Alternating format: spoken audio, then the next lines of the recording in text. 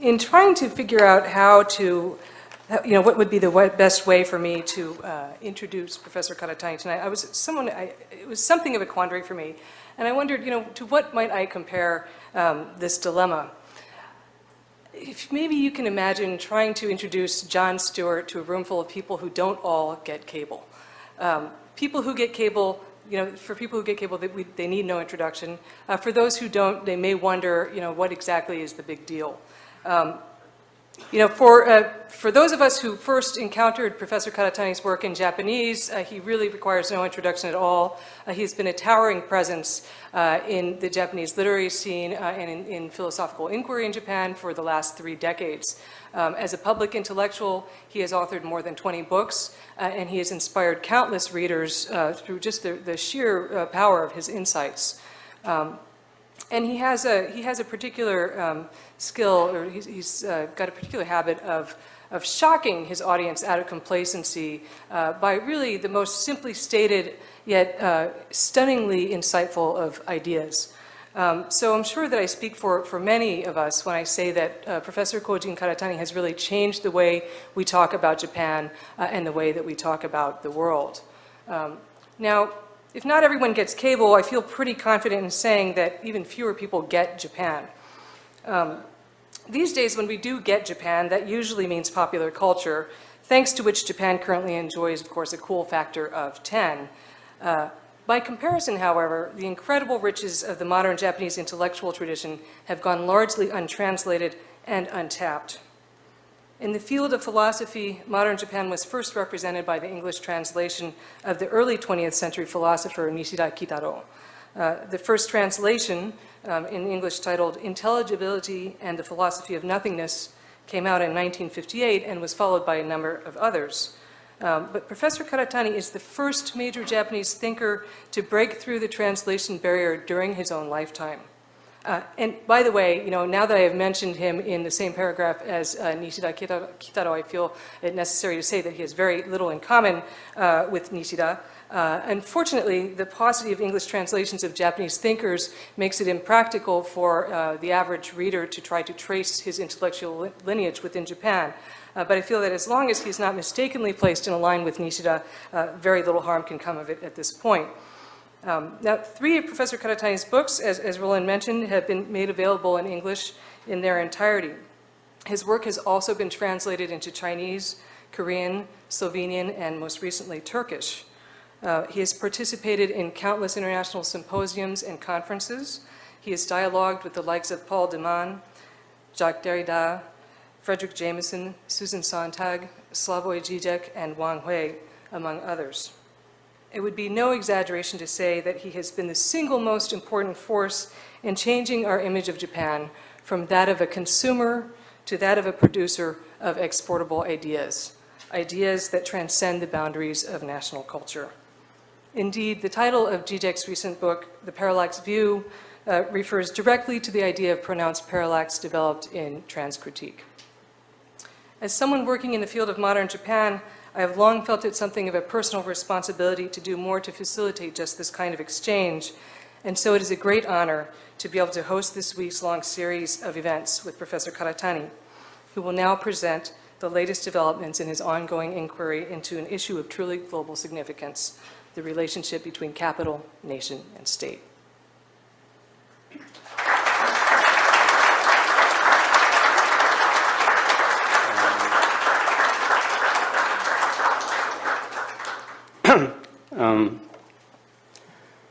Thank you, Indra. It's my great honor and pleasure to be here to talk to you. I thank the people of Stanford University and especially Professor Indra Levy for inviting me. A few words before I start. Today's talk will be concerned with the year of 1990. And the 1990 was one of the world historical turning point. I'm going to talk about it later. But 1990, the year of 1990 was important to me personally. That is the year when I started teaching at Columbia University as a visiting professor on a regular basis. And I met Indra Levy then. She was my first student at Columbia. And in that sense, 1990, the year of 1990 was very important to us. If we didn't see each other, we wouldn't be here today. So, and 1990 was important to me. As far as I remember, that was a year when people talked much about the war, the possibility of the U.S. war against Iraq. At that time, I thought the war will be unlikely because the Congress was against it. And I returned to Japan at the end of the year. And, but in a week or so after I returned to Japan, I learned that the war broke out. And that was a serious incident to me in many points, because the United States, no, Japanese government are forced to, or demanded to participate in the war, Gulf War. And the trouble with the Japanese government is that there was a Japanese constitution, particularly Article 9, which prohibits the war of any kind. And since then, Japanese conservative government have been trying to amend the constitution, but the constitution still remained unchanged. But anyway, it was then that I began to think of the meaning of the constitution. It was said at that time, and even now, that well, Article 9, or the post-war Japanese constitution, was imposed upon Japanese by U.S. occupation army. And that is true. But I think there must be something behind it, behind the Constitution. That is the idea of Kant, especially a plan for perpetual peace.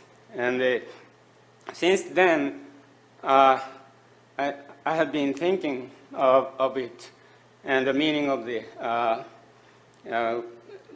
Japanese Constitution. And so, in that sense, my 1990, the year of 1990 is greatly related to today's, my talk.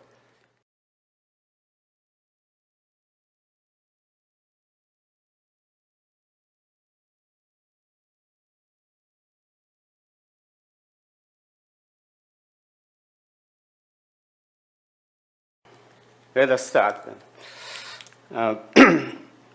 Since around 1990, people began to talk about the globalization of capitalism.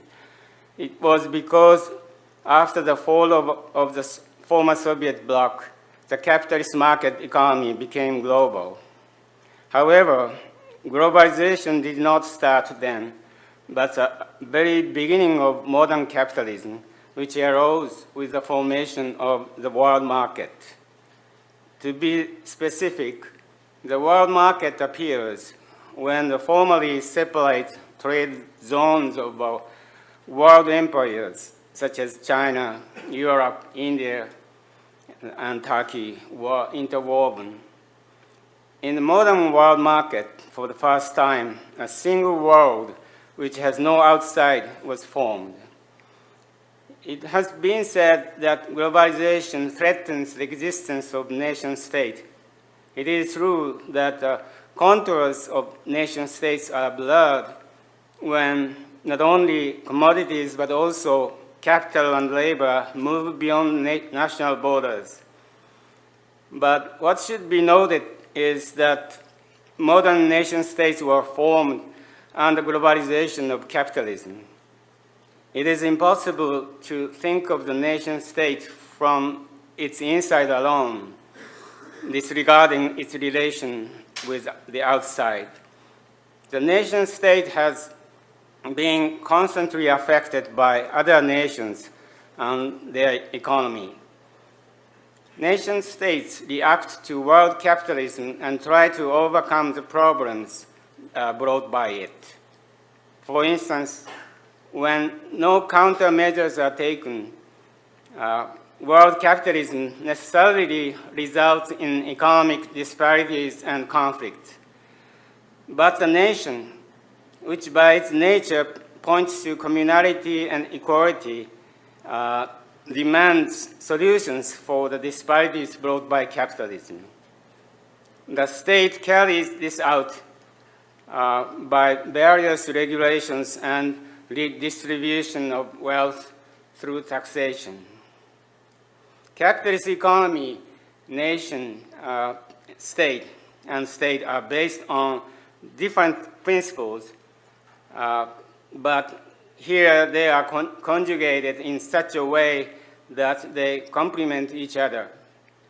As a matter of fact, the term nation-state refers to two entities that fundamentally differ in kind. Now, we must add to nation-state another different element, the capitalist economy. I would like to call this the capital nation-state. These three entities constitute a Bromian ring. The conjugation of capital nation-state stands on a delicate balance. How it operates cannot be understood from within one state, because each state depends on its relations with other states. As an example, let us consider the welfare state. This is where the Bromian ring of capital nation-states appears to be working most effectively. However, this was a form taken by advanced capitalist states out of the fear and rivalry with so-called socialist states. Without the implementation of social welfare, the capitalist state would have been dismantled. But also explains why the motivation for social welfare states withered away, along with the decline and fall of the socialist bloc. With the decline of that rival, competition with other capitalist nations took precedence. As a result, the cheap government started to be advocated. Capital can go abroad and drive domestic workers into joblessness because putting capital's profit first will eventually benefit the people most. Such is an attitude that has permeated. The various counter-movements can be observed in many parts of the world, but in developed countries, there's no prospect of abolishing such an attitude altogether. The best we can see is social democracy, which affirms the free competition of the market economy, but attempts to softly control it. However, this means remaining within the framework of capital nation-state. Here, there is no attempt to imagine something that goes beyond capital nation-state. Meanwhile, in developing countries, there are movements to counter capital nation state. But this often takes the form of exclusive nationalism or cultural or religious fundamentalism. This cannot provide a universal vision for going beyond capital nation state either. In order to understand the current situation, let us look back just a few decades. In 1971, Noam Chomsky gave a talk entitled Government in the Future. According to him, there are 4 possible types of government to be taken in advanced industrial society: liberalism, welfare state capitalism, state socialism, and libertarian socialism. These 4 types are represented in chart 1, figure 1. Yeah. The vertical line in the diagram divides the 2 spheres of regulation on the top and liberty on the bottom.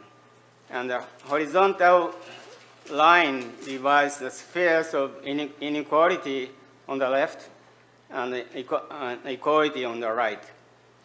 The chart reads from the upper right-hand quadrant and moves counterclockwise, A, B, C, D.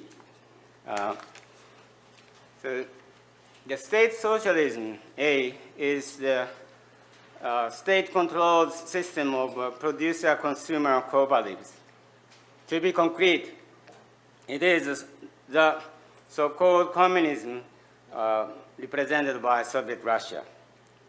At the time of Chomsky's talk, Soviet Russia was considered an advanced industrial society and also seen as a model of industrial development for developing nations.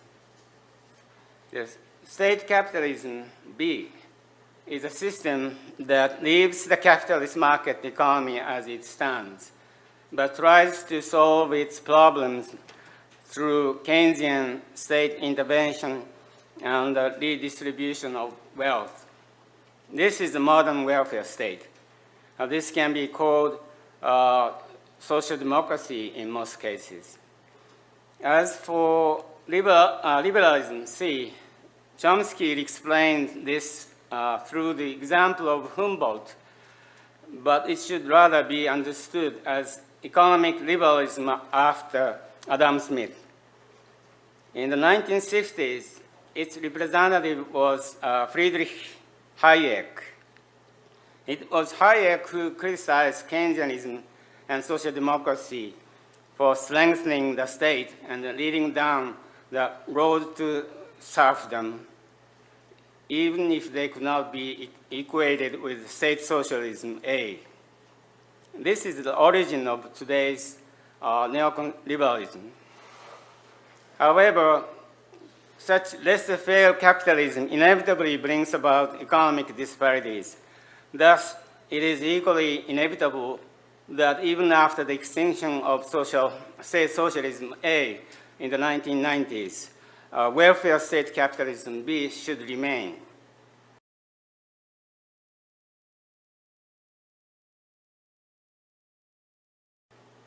The difference is that it now accepts the elements of liberalism C to a larger extent. As a result, there is a skirmish between the 2 poles of state capitalism and liberalism over which should receive relative preference. These poles are basically represented by 2 large parties in any given nation, although the names of the political parties vary from place to place. Finally, what Chomsky most favors is libertarian socialism, D. While rejecting welfare state capitalism, B, this type of government at the same time denies state socialism and seeks liberal socialism. Chomsky includes anarchism and council communism in this category. Needless to say, what Chomsky had in mind was a new left movement which arose in the late 1960s. This movement opposed not only Stalinism or state capitalism, but also the welfare state and soft state control. And this movement revives the early socialist traditions of anarchism and council communism. Chomsky put them all together under the name of libertarian socialism. But I'd like to call this associationism. The important thing is not what we call it, but understanding what the system means. Otherwise, no words can make sense. So D differs from the rest A, B, C. The largest difference is that D has never existed in reality, even if it has existed momentarily. While A, B, and C are subordinates to either capital, or nation, or state, D has a will to go beyond them. This is something like the idea that cannot exist in reality. Even if it does not exist in reality, it won't cease to work as a regulative idea, to use Kant's phrase. Word. In this lecture, Chomsky speaks as if these four are optional, but today it is apparent that this was the world structure at the point of 1968, and that it is no longer present today. For instance, the crux of the state socialism was disclosed by the downfall of the Soviet bloc, but its influence on developed countries had already weakened before that point. It was unpopular partly because of the fact, along with the realization of welfare state B, the attractions of socialism, such as zero unemployment, has already faded. Libertarian socialism D came in sight as a denial of both welfare state capitalism and the Soviet type of state socialism. However, what is most significant here is that the state communism A lost its power. So did libertarian socialism D. In its attempts to realize its ideal progressively, libertarian socialism D ended up becoming equally as, or even more clear than state communism A. This trend is epitomized in the desperate violent actions, the internally and externally directed terrorism that occurred within the radical new left movement of the United States, Italy, Germany, Japan, and elsewhere. So in Japan, this phenomenon is widely recognized in the Red Army incident, the internal purges of the new left. The result was that an attitude of denying all ideas as narratives became widespread. This is an attitude that came to be called postmodernism. The postmodernism had a certain critical value where the Soviet bloc seems to enduring. But in the 1990s, it ended up becoming nothing more than a form of cynicism that affirms the unbridled deconstructive movement of capitalism. The decline of D constitutes a decline in the power to think or imagine beyond the capitalist nation state.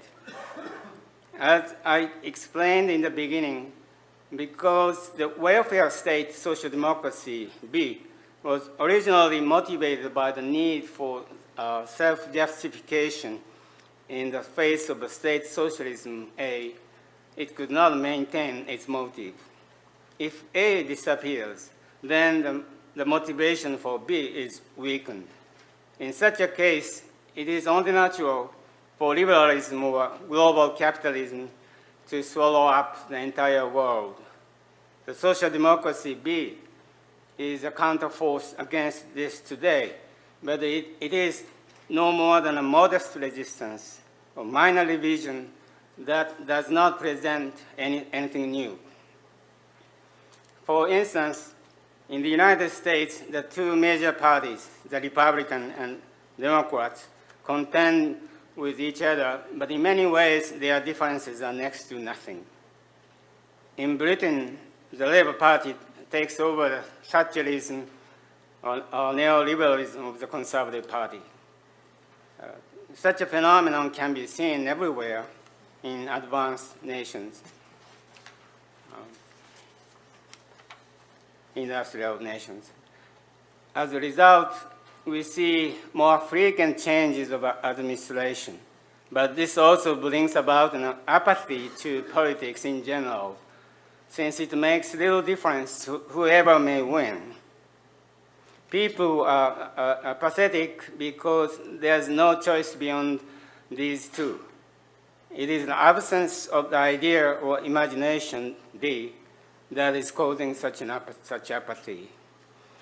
To this point, I have been dealing with advanced industrial societies, but what about the developing nations? Those nations which used to identify themselves as a third world were divided into two parties in the process of globalization. Some countries, such as China or India, were rapidly industrialized, while the rest, such as the African countries, were pushed into truly desperate conditions. A kind of state communism, A, still remains in some parts, but no longer maintains its attraction. The imagination to get out of capital nation state has been totally lost. Generally speaking, the gap between caused by the downfall of the idea of socialism has been filled by religious fundamentalism. In a certain sense, fundamentalism aims at going beyond capital nation state, but it can only lead to the dictatorship of the clergy or church state, which is similar to state communism A.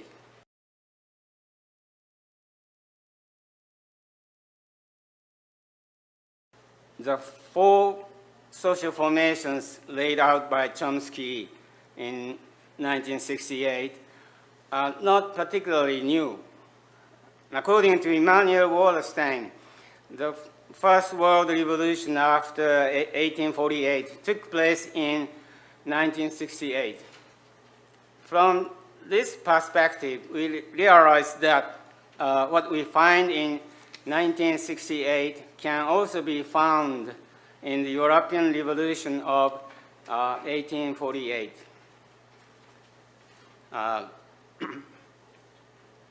The Chomsky's libertarian socialism also appeared just around then. Look at figure 2. In 1848, two types of socialism were dominant. One is represented by Saint-Simon, Louis Blanc, and others who intended to realize industrialization and redistribution of wealth through the power of the state. This can be categorized as state socialism, A, and this idea inherits the Jacobinism, that is the idea of forcing reformation by taking state power, and Jacobinism of the French Revolution. Meanwhile, Proudhon was the first socialist who negated Jacobinism.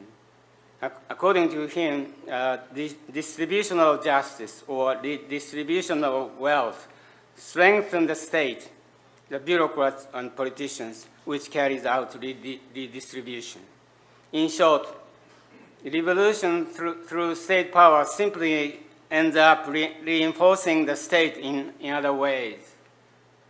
So Proudhon thought that socialism must supersede the state.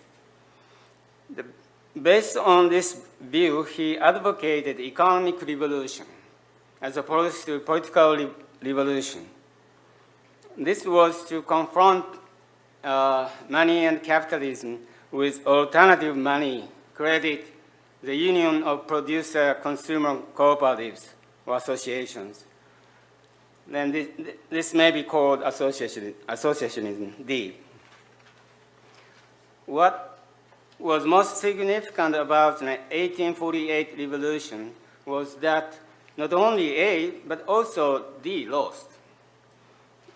Their loss brought about the state capitalism B, which allows as a counter-revolution in the face of a state socialism A and libertarian socialism D.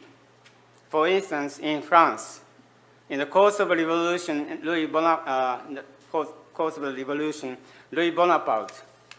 who was a nobody, except that he was a nephew of Napoleon, won the support of all classes and became the president and then shortly the emperor. As a state socialist, Saint-Simonian, Bonaparte attempts to protect workers and build up social welfare, along with state-led industrial development. Similarly, in Germany, in the revolution of 1848, Bismarck came on the scene. He became the prime minister and adopted socialist-type measures for the benefits of the workers while advancing the rapid industrialization of Prussia.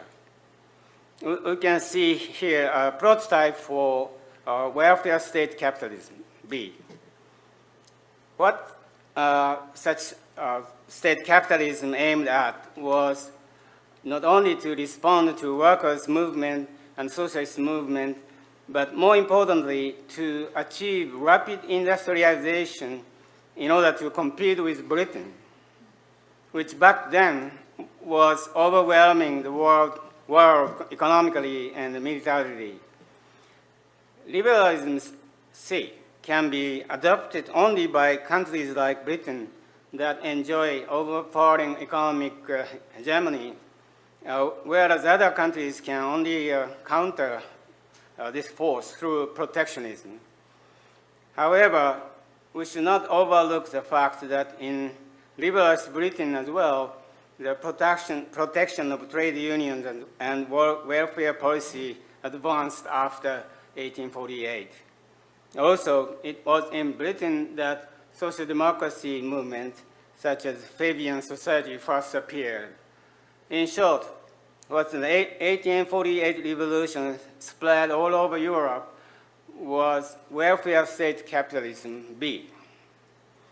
This means that 1848 revolution resulted in a consolidation of the Trinity of capital nation state.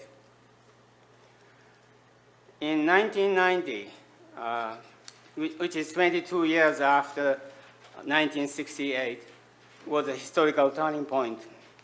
In precisely the same manner, 1870, which was 22 years after 1848, was a historical turning point as well. In this year, a war broke out between France and Prussia. Both nations achieved rapid industrialization by way of state capitalism after 1848. What is important is that both Prussia and France came to threaten British hegemony, along with the United States, which was consolidated as a modern state through the Civil War, 1861 to 65. Safely industrialized Japan after the Meiji Restoration of 1868 joined in as well, following the model of Prussia. So it may be said that the imperialist period began in 1870. Another thing to make 1870 count is that a year later, in the defeated France, the Paris Commune was born. This was, in a way, a sequel to the 1848 revolution. It was the last shaft of light of libertarian socialism. After the Paris Commune, socialist movements shifted into a totally different phase.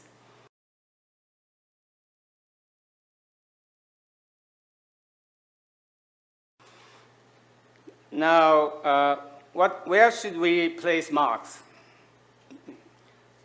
Commonly, Marx is considered a state socialist A, whom anarchists called authoritarian.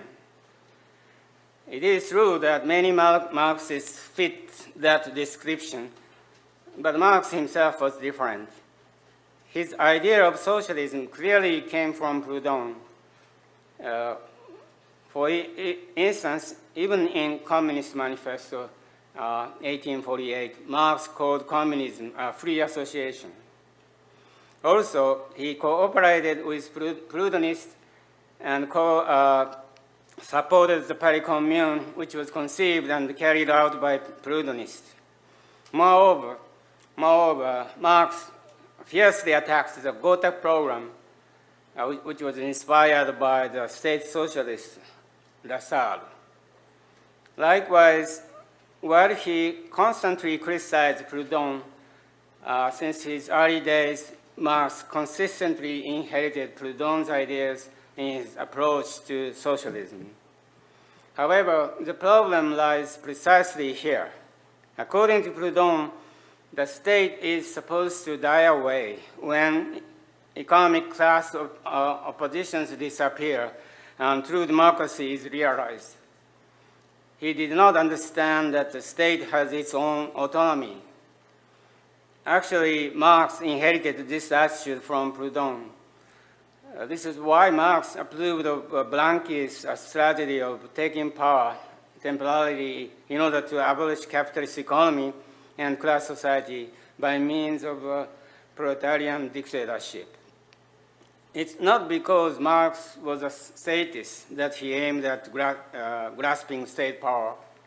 He did consider state power to be indispensable in order to truly change capitalist society. He also believed that when the capitalist economy and class society was superseded by means of state power, the state would wither away automatically. Therefore, the problem with Marx is not statism, but rather anarchism, which fails to recognize the autonomy of the state. To make matters worse, Marx was also optimistic about the future of ethnic problems. He expected that ethnic differences would be wiped out by the penetration of world capitalism. This optimism did not become a problem during his lifetime, since Marx was never so influential in actual movement. Marx's shortcomings were later exposed in an amplified way by those Marxists who took power. As a result, Marxist movements were transformed into something akin to state socialism. Also, they always stumbled when it comes to matters of nationalism and ended up either giving into fascism or advocating nationalism by themselves. How did this all happen? Before 1870, the advocates of socialism were mainly artisan workers who were anarchists with a staunchly independent mind and a distaste for organization. However, at the time of industrialization in the late 19th century, this tradition came to an end. Therefore, in the 20th century, even anarchists turned to syndicalism based upon labor unions. Generally speaking, anarchists are more rebels than revolutionaries. They love the revolutionary fate, but tend to lack the patience to deal with political, economic issues. they detest organizations and authority and refuse to participate in the elections on the ground that they take part in the state. It is understandable that those who became tired of such libertarian socialism turned to state socialism, A, or welfare state capitalism, B. Actually, since the late 19th century, socialism was divided into two lines. One was social democracy, welfare statism, represented by Bernstein, who was a legal successor of Engels, and the other was Marxism, Bolshevism, represented by Lenin. The latter came to have an overwhelming influence as a result of the Russian Revolution of 1917, but eventually turned into state socialism, Stalinism, which brought about a disillusionment with socialism itself. This was because the state, which Lenin thought would disappear after the proletarian dictatorship, was actually strengthened to the maximum through the bureaucratic system. As a criticism to this movement to revive the young Marx or Proudhon, namely libertarian socialism, came out in the early 1960s. However, as I have previously mentioned, along with the decline of state socialism, libertarian socialism also declined. Now it appears that social democracy remains as only possibility, with shades of the spectrum from left wing to right wing, depending on the place and time. This can only mean the survival of the Borromean ring of capital nation state. The prospect to go beyond this will not come about from the movement I have described. The fundamental reason for this is their historical failure to grasp the fact that capitalist economy, nation state exists as an interdependent structure. Such recognition was missing in 1848, not to mention in 1968. Neither Marx nor Proudhon was aware of this. When this trinity of capital nation state come to be established, we can see this in the beginning of the French Revolution that started in 1789. For instance, they advocated the slogan of liberty, equality, and fraternity. Liberty in this case meant the abolishment of various feudalistic systems, which was realized in the beginning of the revolution. Equality meant equality of wealth, which was pursued by Jacobins at the national conventions started in 1792.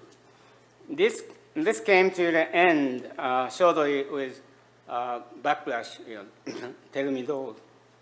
But the idea of redistribution of wealth by the state remained and was further pursued by communists or state socialists like Babeuf.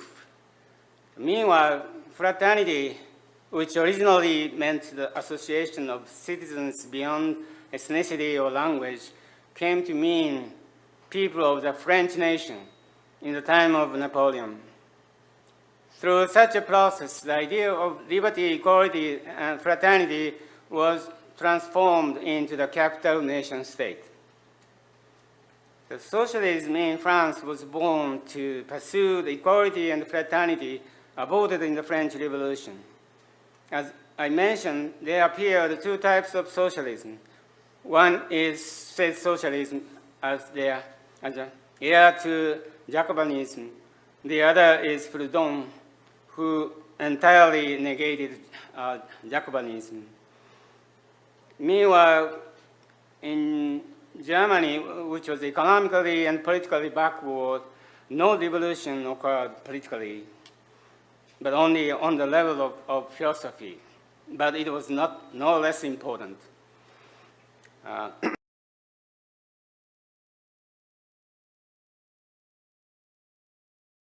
Firstly, there is Kant's idea of world republic. Kant regarded it as a world where liberty, equality, and fraternity are truly realized. In fact, he published his design of the Federation of Nations for Perpetual Peace in 1795 in the midst of the French Revolution. The intention of my lectures is to reaffirm the meaning of this. This is not a mere peace plan. Rather, it is concerned with the question of superseding the state or the capital nation state. At this point, I'd like to first talk about Hegel, who criticized Kant. In Hegel's opinion, the Kantian view is subjective moralism, which is doomed to fall into despotism like Robespierre in France. Moreover, in his view, the Federation of Nations that Kant advocated was nothing but a childish dream, since the international law or organization will not work in the absence of a hegemonic state then that can punish the offender. According to Hegel's view, Napoleonic state at the end of the French Revolution would have to constitute the realization of liberty, equality, and fraternity. In Britain, this had already been realized in the constitutional monarchy. For him, for Hegel, that was its highest form. In other words, for him, there was no higher form beyond the capital nation state. Therefore, the end of history can be found here, and in a double sense. It is natural that German philosophers after Hegel attempted to criticize Hegel. But it is not an easy task to do so. No matter how idealistic it may be, it is certain that Hegel dialectically grasped the relational structure of the three elements, whether liberty, equality, and fraternity, or a capital nation state. For instance, in the philosophy of right, Hegel positively acknowledged liberty in the civil society or market economy. He then proceeded to see the state or bureaucrat as reason, which resolved the inequality and contradiction brought by civil society's system of desire. And also, he saw fraternity in the nation as a communal sentiment to go beyond the contradictions of liberty and equality. Thus, Hegel grasped the capital nation state as a Trinitarian system without leaving out any element. Just like other left Hegelians, the young Marx began his work by criticizing Hegel, especially the philosophy of right. However, this was quite insufficient. Marx understood Hegelian civil society, that is, capitalist economy, as infrastructure, and nation and the state as ideological superstructure. Then he assumed that resolution of the former would automatically resolve the latter. He made too little of state and nation. That is why the history of Marxism shows, the state and nation became the biggest stumbling blocks. Needless to say, this finally led to the collapse of the Soviet Union in 1990. The capital nation states prevailed in the world. As a result of this, Hegel's philosophy of right was somewhat revived. Today, one could draw anything from this work, from liberalism to nationalism, welfare state theories, or theories of sovereign represented by Carl Schmitt, or even criticism toward any of these. It's not surprising that Francis Fukuyama, who is in line with the Hegelian philosopher Alexander Kojin, saw a Hegelian end of history in the series of events that occurred in 1989. Fukuyama's point boiled down to this. No matter what kind of friction or disturbance may occur, the capital nation state is an ultimate form. Of course, this conclusion is dubious. However, can we say that it is possible to overcome it? Now that attempts to do so has been repeated over again and miserably failed. It's simply claiming the necessity of going beyond this or denying this cannot prevent us from stumbling. What is necessary is a structural understanding of what the capitalist economy, nation, and state are and how they exist. Without that understanding, we'll be forced to accept the reality of capital nation state, which only makes us scornful of the idea. So in order to find the key to supersede capital nation state, we must not cling to the old recognitions which have already proven ineffective. Instead, we need to reread Hegel's philosophy of right. And this should be coupled with a rereading of Marx based on this perspective. Also, rethinking Kant's idea of the world republic that was derided by Hegel and Marx. Okay.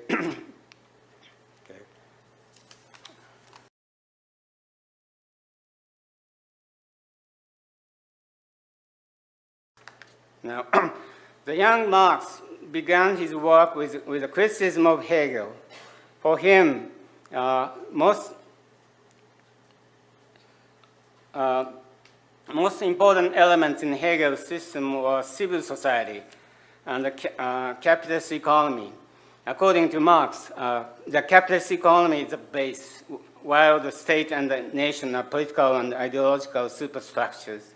If capitalist economy was superseded, the state and nation would automatically disappear.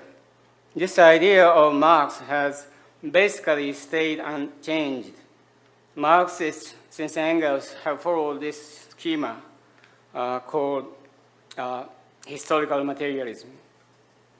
However, as I said before, the Marxist dogma with regards to the state and the nation as mere superstructure caused the movement to stumble repeatedly. In particular, the experience of Stalinism and fascism served as a lesson to Marxists. Thereby, Marxists began to pay more attention to the question of state and nation. But since they preserved the framework of historical materialism, they could only stress the relative autonomy of the superstructure. Sociology and psychoanalysis were mobilized to reinforce their argument.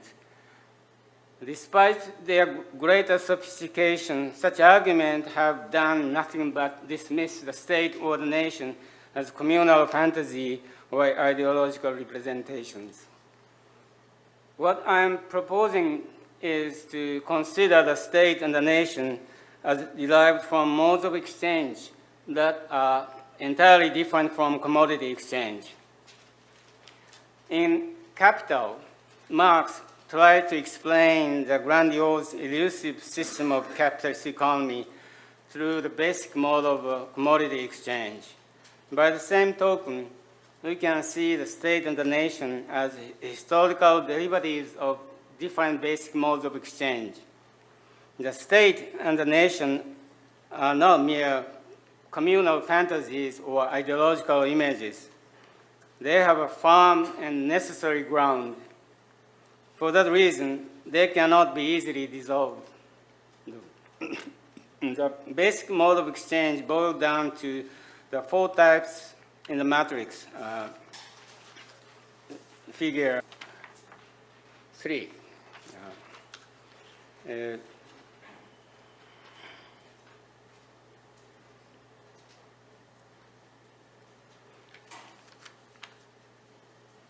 okay.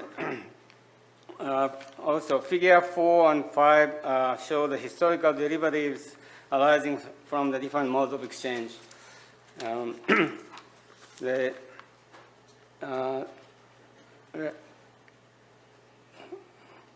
okay, I start with figure 3. Okay, the first is mode of exchange A, reciprocity. In Capital, Marx emphasized that commodity exchange begins only between distinct communities. But this is not to say that there is no exchange within a single community. The exchange we see there is of a different kind, namely the reciprocation of gift and return. The anthropologist Marcel Mauss found that a certain principle in the primitive society and tends to support the formation of the social structure. It was a principle of reciprocity, such as gifting and returning of food, wealth, women, labor, etc. This type of exchange, reciprocity, is not confined to primitive societies, but exists in various types of communities.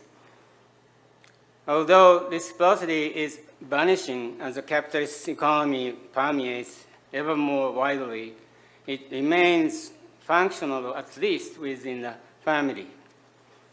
For example, when parents take care of a child, this is essentially equivalent to gifting.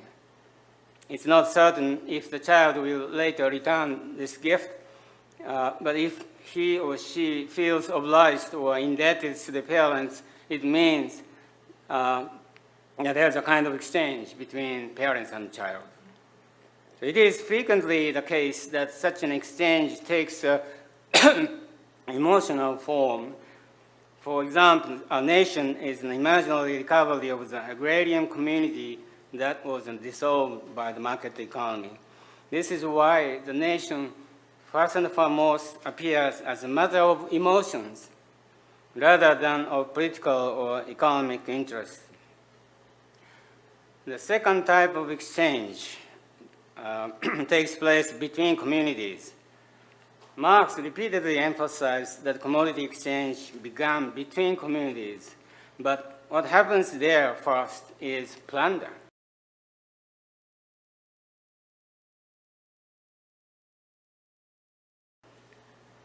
Plunder is an opposite of exchange. So how does it become a mode of exchange? Continuous plundering requires some kind of redistribution. That is to say, the ruler needs to take care of the ruled. This redistribution has, at least historically, taken the form of public undertakings such as irrigation projects, or welfare or security measures. Yet, taking this into consideration, it is my view that plunder and redistribution can be considered as a type of exchange. Needless to say, it is this mode of exchange which becomes the prototype for the state. As Max Weber put it, the essence of the state lies in the monopoly of violence, or rather precluding the violence of others as illegitimate.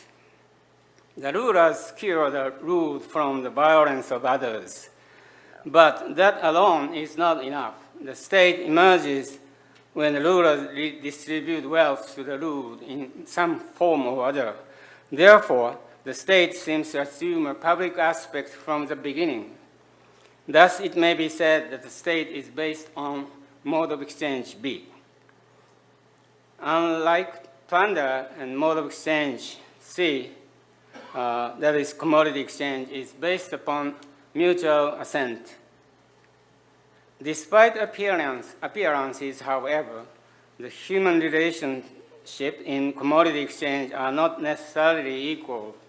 commodity exchange, strictly speaking, takes place not as an immediate exchange of products or services, but as an exchange between money and commodity. And as Marx put it, money has a right of pledge to exchange with commodities, while commodity does not. Those who own money can get others' products and can make others work without recourse to violent coercion. Therefore, those who own money and those who own commodities are not equal. Capital gains surplus value through commodity exchange. In this way, mode of exchange C engenders class relationships that are distinct from the ones caused by mode of exchange B. And so long as commodity exchange is conducted with capital, capital will engender surplus value accumulation, as well as class divisions and conflict. Finally, in addition to these three modes of exchange, I must also talk about the mode of exchange D. This one not only rejects the state that is brought about by mode B, it also goes beyond the class divisions engendered by commodity exchange or mode C and recovers the principles of reciprocity from mode A on a higher level. This is a mode of exchange which is at once free and reciprocal. It may be called communism, socialism, associationism, or whatever you like. As you may notice, what Chomsky categorized as libertarian socialism is derived from mode of exchange D. Unlike the rest, this mode of exchange does not exist in reality. It exists only as a negative idea, to use Kant's term. I will discuss this in detail in the next lecture. I will go on to discuss how the new social formation of the capital nation states came into being as the conjugation of these different modes of exchange and how we can deal with it today. So, thank you.